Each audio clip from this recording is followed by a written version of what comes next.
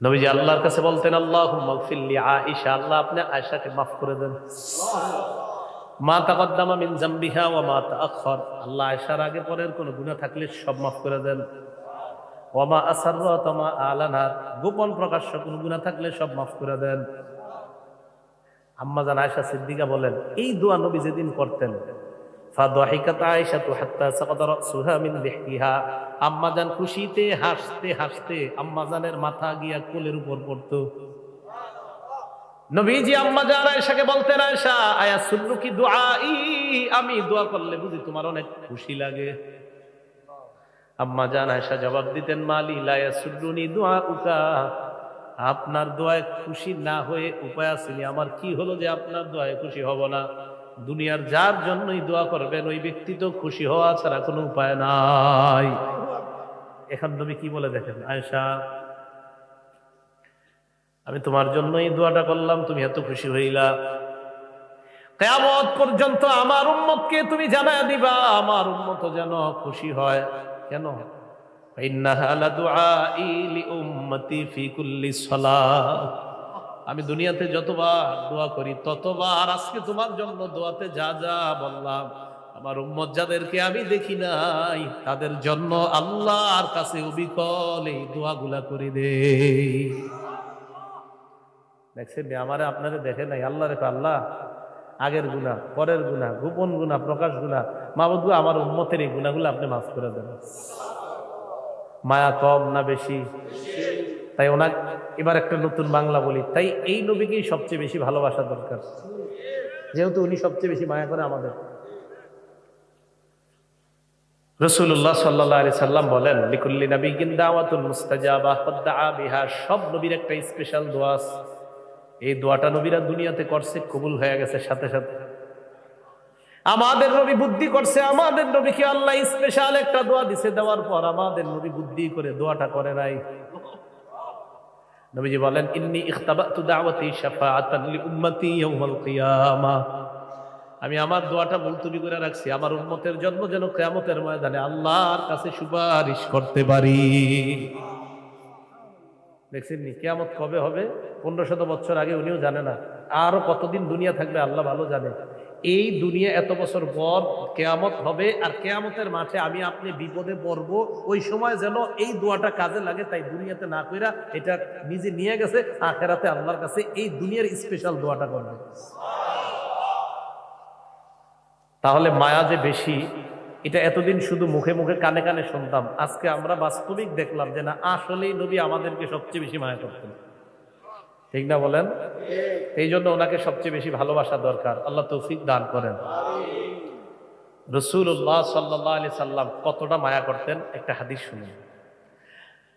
আকাশে মেঘের ঘনঘটা, মেঘের ঘনঘটা বুঝেননি? অনেক সময় দেখবেন দুপুর 2টা-3টার দিকেও একদম মনে হয় যে সন্ধ্যা হয়ে গেছে, প্রচন্ড আকাশ পুরা কালো হয়ে গেছে, আর বাতাস চলতেছে, আর বাচ্চারা ইচ্ছা মতো দৌড়াইতেছে। তো এরকম বাতাস আর আকাশ যখন কালো হয়ে যায়, আম্মা জান আয়েশা বলেন, কানা রাসূলুল্লাহ সাল্লাল্লাহু আলাইহি ওয়াসাল্লাম ইযা কানা ইয়াউমুর রিহি ওয়াল গায়ফি উরিফা ওয়াল গায়মি উরিফা যালিকা ফি ওয়াজহিহি। আম্মা জান আয়েশা বলেন, প্রচন্ড ঝড় আর আকাশের মধ্যে মেঘের ঘন ঘটা যখন দেখা যেত, আল্লাহর নবীর চেহারা মুবারকের মধ্যে পেরেশানির ছাপ দেখা যাইতো। এই দেখেন, এটা একটা রাস্তা। আম্মা জান আয়েশা বলেন, আকবালা ওয়া আদবারা, বিশ্বাস করেন এই হাদিসটা যখন পড়ি আর আমি কল্পনা করি, আকাশ মেঘাচ্ছন্ন, নবী একবার সামনে যায় একবার পিছনে আসে, মানে পেরেশান হইলে মানুষ যেমন করে এমন করতে, সামনে যায় পিছনে আসে, সামনে যায় পিছনে আসে। আম্মা জান আয়েশা বলেন, ব্যাপারটা আমি লক্ষ্য করে দেখলাম, এমন করে কেন?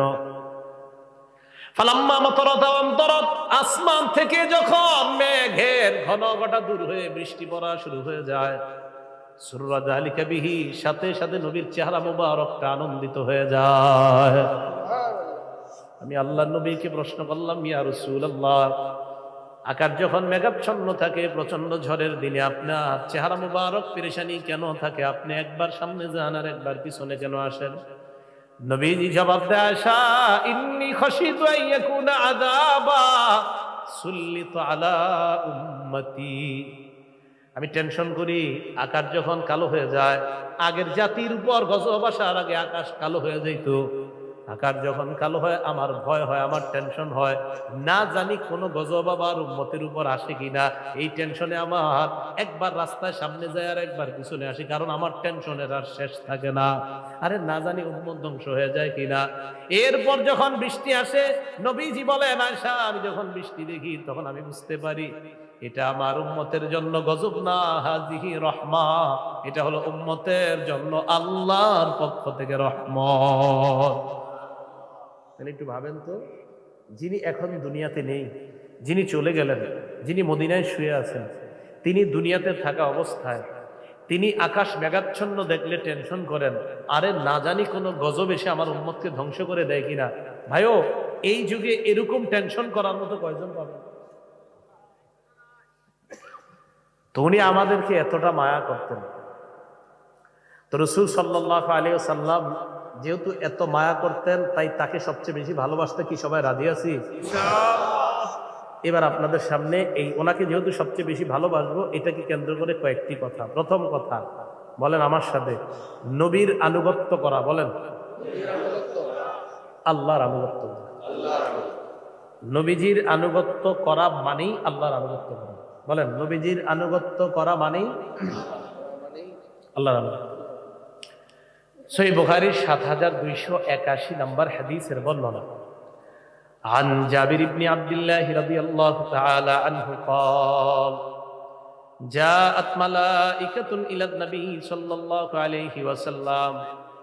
জাবের রাদিয়াল্লাহু তাআলা আনহুর বর্ণনা, একদল ফেরেশতা আল্লাহ নবীর কাছে আগমন করলেন, করার পর ওয়া হুয়া নাঈম, আল্লাহ নবী তখন ঘুমায়।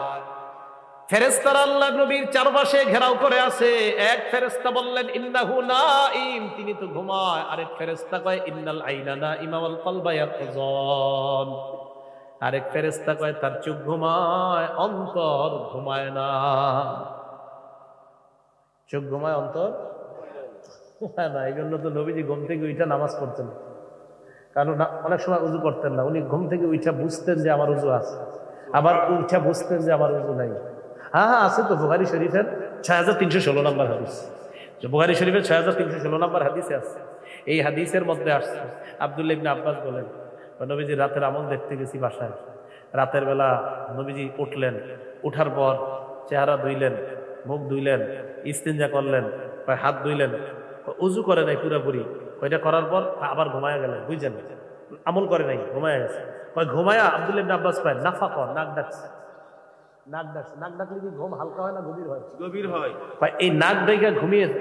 ঘুমানোর পর ফালাম্মা আযানাহু বেলাল, হযরত বেলাল আয়েশা যখন ডাকছেন, নবীজি সাল্লাল্লাহু আলাইহি ওয়াসাল্লাম জাগ্রত হইলেন। জাগ্রত হওয়ার পর সাল্লাল্লাহু আলাইহি ওয়া ইয়াতাওয়াদ্দা, ওযু না করে নামাজ পড়ছে। ওযু না করে। এই আমল যদি আমি আপনি করতে যাই, অনুমতি কি থাকবে? থাকবে না। তাহলে আমার আপনার চোখও ঘুমায়, অন্তরও ঘুমায়। আমার আপনার চোখ ঘুমায়, অন্তরও ঘুমায়। তাই আমরা ঘুম থেকে উঠলেই উযু করতে হবে। নবীজি সাল্লাল্লাহু আলাইহি ওয়াসাল্লামের চোখ ঘুমায়, অন্তর ঘুমায় না। তাই নবীজি ঘুম থেকে জাগ্রত হলে বুঝতে পারতেন ওনার উযু আছে না নাই। তো রাসূল সাল্লাল্লাহু আলাইহি সাল্লাম ঘুমিয়ে আছেন। এবার ফেরেশতারা বললেন ইন্নালি সাহিবিকুম হাযা মাসালা ফাদরিবু লাহু মাসালা। এই যে তিনি ঘুমায় তার একটা দৃষ্টান্ত আছে, দৃষ্টান্তটা তোমরা দাও। বুঝেন, নবীজি সাল্লাল্লাহু আলাইহি সাল্লাম ঘুমিয়ে আছেন, ফেরেশতারা চারপাশে, এক ফেরেশতা আরেক ফেরেশতার এগুলো বলতেছে, একটা দৃষ্টান্ত দাও তো। এবার এই কথা বলার পর একজন ফেরেশতা কয় ইন্নাহু নাঈম, কয় তিনি তো ঘুমায় রয়েছে। আরেক ফেরেশতা কয় তার চোখ ঘুমায়, অন্তর ঘুমায় না। এবার ফেরেশতারা বললেন মাসালুহু কামাসালি রাজুলিন বানা দারা, ওনার দৃষ্টান্ত হলো এমন ব্যক্তির মতো যে একটা ঘর বানিয়েছে। বুঝেন, একটা ঘর বানিয়েছে। ওয়া জাআলা ফিহা মাদুবা, ঘরের মধ্যে দস্তরখান সাজিয়েছে। দস্তরখান সাজানোর পর ওয়া বাআসা দাইয়া, একজন আহ্বানকারীরে বাহিরে পাঠাইছে, যাও যাদেরকে পাইবা তাদেরকে দাওয়াত দিয়া এখানে নিয়ে আসবা। আহ্বানকারী বাহিরে আসছে, আসার পর আমাকে আপনাকে দেখছে, দেখার পর আমাদেরকে বলছেন চলো ওই ঘরের দিকে, ওই ঘরে যদি যাইতে পারো দস্তরখানের খাবার খাইতে পারবা। ফামান আজাবাদ দাইয়া দাখালাদ দার ওয়া আকালা মিনাল মাদুবা, আহ্বানকারীর ডাকে যিনি সাড়া দিবে তিনি ঘরের মধ্যে ঢুকবে, দস্তরখানের খাবার খেতে পারবে। ওয়ালাম আমাল্লাম ইয়াজিবিদ দাইয়া, আর যে ব্যক্তি আহ্বানকারীর ডাকে সাড়া দিবে না, লাম ইয়াদখুলিদ দার ওয়ালাম ইয়াকুল মিনাল মাদুবা, যিনি সাড়া দিবে না তিনি ঘরেও যেতে পারবে না, দস্তরখানের খাবার খেতে পারবে না। ফেরেশতারা বলতেছে। এইগুলা বলার পর ফেরেশতারা কয় আবিলুহা লাহু, এই যে বললাম ঘর, দস্তরখান আর একজন আহ্বানকারী, এটার ব্যাখ্যাটা এই ঘুমন্ত যিনি ওনাকে শুনিয়ে দাও। এক ফেরেশতা আবার কয় আরে তিনি তো ঘুমায়। আরেক ফেরেশতা কয় চোখ ঘুমায় অন্তর ঘুমায় না। এই কাহিনীটা 3 বার হয়েছে। সুবহানাল্লাহ। একই ঘরের মধ্যে, মানে একই ঘটনা, যে তিনি ঘুমায় অন্তর ঘুমায় না, চোখ ঘুমায় অন্তর ঘুমায় না, চোখ ঘুমায় অন্তর ঘুমায় না, এই কথাটা ফেরেশতাদের মাঝে 3 বার হয়েছে। এবার দৃষ্টান্ত বলেন তো, ঘর, দস্তরখান, আহ্বানকারী, বলেন তো ঘর, দস্তরখান, আহ্বান। ফেরেশতারা ব্যাখ্যা দিতে লাগলেন ফাদ্দারু আল জান্নাহ, ঘর হলো আল্লাহর জান্নাত। ঘরের মধ্যে, দস্তরখানের মধ্যে সাজানো আছে নিয়ামত। ফাদ্দাঈ মুহাম্মদ সাল্লাল্লাহু আলাইহি ওয়াসাল্লাম, আহ্বানকারী হলেন মুহাম্মদ সাল্লাল্লাহু আলাইহি ওয়াসাল্লাম। নবীজি আমাকে আপনাকে ডাকতেছে, চলো এই ঘরের দিকে, মানে জান্নাতের দিকে ডাকতেছে। নবীর ডাকে যারা সাড়া দিব, ওই জান্নাতে গিয়ে দস্তরখানের খাবারে অংশগ্রহণ করব। আর যারা সাড়া দিবে না তারা ওই ঘরে যেতে পারবে না, দস্তরখানার খাবার খেতে পারবে না। শেষের দিকে ফেরেশতারা বলে ফামান আতা মুহাম্মাদান সাল্লাল্লাহু আলাইহি ওয়াসাল্লাম ফাকাদ আতা আল্লাহ, যারা মুহাম্মদ সাল্লাল্লাহু আলাইহি ওয়াসাল্লামের অনুসরণ করবে তারা আল্লাহর অনুসরণ করবে। ওয়া মান আসা মুহাম্মাদান সাল্লাল্লাহু আলাইহি ওয়াসাল্লাম ফাকাদ আসাল্লাহ, যিনি আল্লাহর নবীর নাফরমানি করবে সে আল্লাহর নাফরমানি করবে। বলেন নাউজুবিল্লাহ। তাহলে বলেন নবীর আনুগত্য করা মানি কার আনুগত্য করা? নবীর নাফরমানি করা মানে কার নাফরমানি করা? তাহলে নবীকে সবচেয়ে বেশি মহব্বত করি, তাই নবীর আনুগত্য করি, আর নবীর আনুগত্যের মাধ্যমে আল্লাহর আনুগত্য করি। 2 নম্বর কথা বলেন আমার সাথে, আমাদের নবী শেষ নবী, তারপরে কোনো নবী নাই। আবার বলেন, সবাই বলেন, আমাদের নবী শেষ নবী, তারপরে নবী নাই। সহিহ বুখারী 3535 কত হয়? 3535 না? এটা যদি মনে রাখতে পারেন সহজে, এগুলো বললাম আর কি।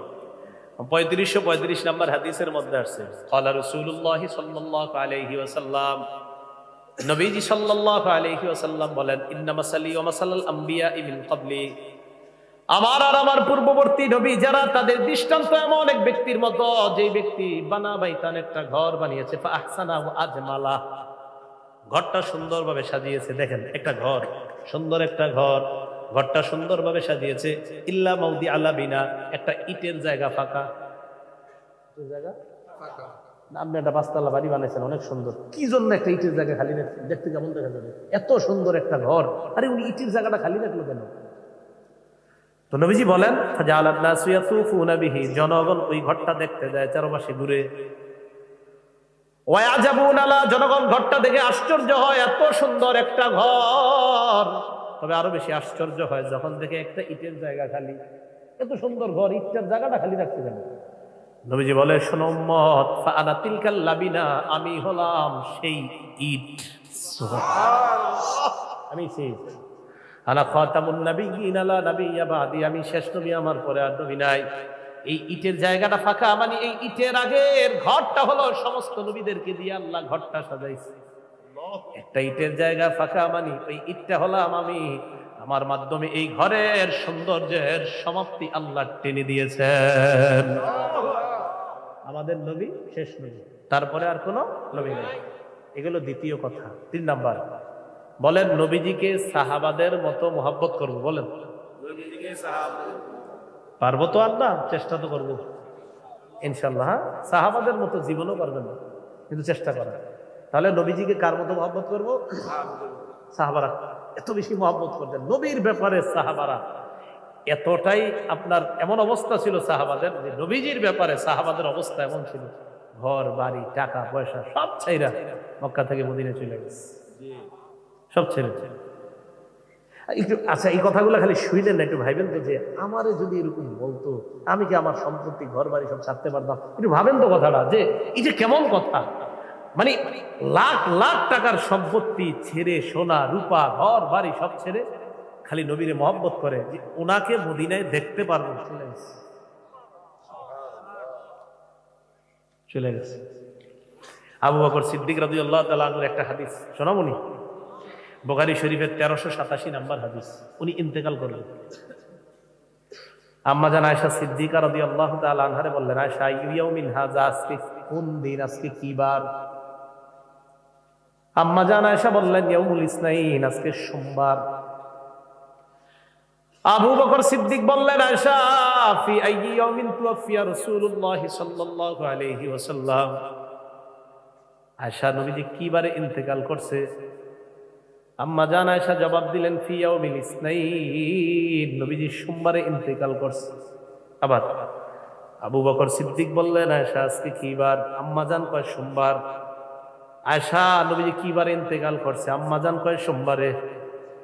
আবু বকর সিদ্দিক কয়, আয়েশা আরজু ফিমা বাইনি ওয়া বাইনাল লাইল, আমি যদি আজকে সূর্য ডুবার আগে মারা যাইতাম, আমিও আমার হাবিবের মতো সোমবারে দুনিয়া থেকে বিদায় নিতাম।